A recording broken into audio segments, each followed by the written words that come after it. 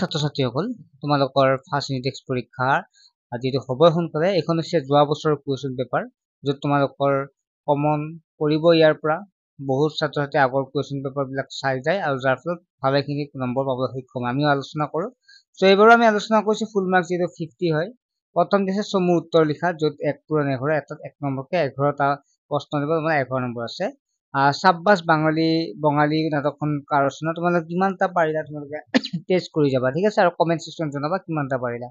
মানৱ সম্পদ কাক বোলে বায়ুমণ্ডলত অক্সিজেনৰ পৰিমাণ কিমান সংবিধান সভাৰ মুঠতে কেইখন বৈঠক বহিছিল প্ৰতীক মুদ্ৰা কি ছাত্ৰ ছাত্ৰীসকল ইতিমধ্যে আমি সমাজ বিজ্ঞান আলোচনা কৰিছো অনলাইন লাইভ ক্লাছত যিটো আছে অনলাইন টিউশনত ছাত্ৰ ছাত্ৰী কোনোবা ছাত্ৰ ছাত্ৰী অনলাইন টিউশন ল'ব বিচাৰে তেতিয়াহ'লে ল'ব পাৰিব য'ত তোমালোকে সোশ্যাল সায়েন্স তোমালোকে ধুনীয়াকে মুখস্থ নকৰাকে ধুনীয়াকে বুজি লৈ লিখিব পাৰিবা য'ত তোমালোকে মেথছ সহজত বুজি পাবা সায়েন্স পঢ়োৱা হ'ব সোশ্যাল পঢ়োৱা হ'ব আৰু ইংলিছ ঠিক আছে গ্ৰামাৰ তোমালোক সম্পূৰ্ণ কৰোৱা হ'ব গতিকে কোনো ছাত্ৰ ছাত্ৰীয়ে জইন হ'ব বিচাৰে হ'ব পাৰে আৰু এনেকৈ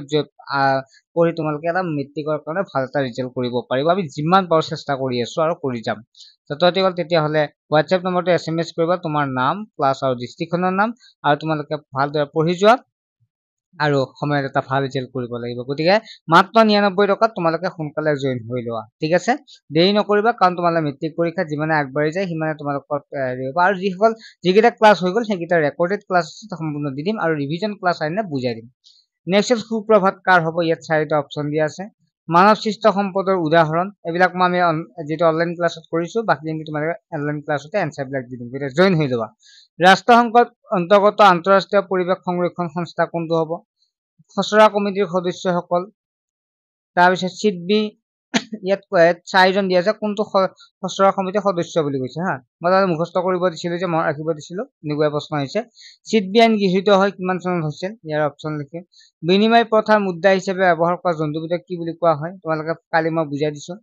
2 নম্বৰ হৈছে উত্তৰ লিখা যিকোনো 5টা য'ত 2 পূৰণ 5 নম্বৰ আছে কেতিয়া খাচী আৰু জয়ন্তীয়া পাহাৰ ব্ৰিটিছৰ চামিল হৈছিল জীৱীয় সম্পদ কাক বোলে উদাহৰণ দিয়া বংগ বিভাজনত অন্তৰ্নিহিত উদ্দেশ্য দুটা লিখা গণৰাজ্য কাক বোলে মুদ্ৰাৰ দুটা বৈশিষ্ট্য উল্লেখ কৰা কেন্দ্ৰীয় বেংক দুটা কাৰ্য লিখা নেক্সট 3 নম্বৰ প্ৰশ্ন আছিল যিকোনো দুটা 3 পূৰণ 3 টোটাল 9 নম্বৰ আছিল সম্পদ সংৰক্ষণ বুলিলে কি বুজায় ইয়াৰ প্ৰয়োজনীয়তা কি স্বদেশী আন্দোলনৰ তিনিটা ফলাফল উল্লেখ কৰা সাৰ্বভৌম সমাজবাদী আৰু ধৰ্মনিৰপেক্ষ বুলিলে কি বুজা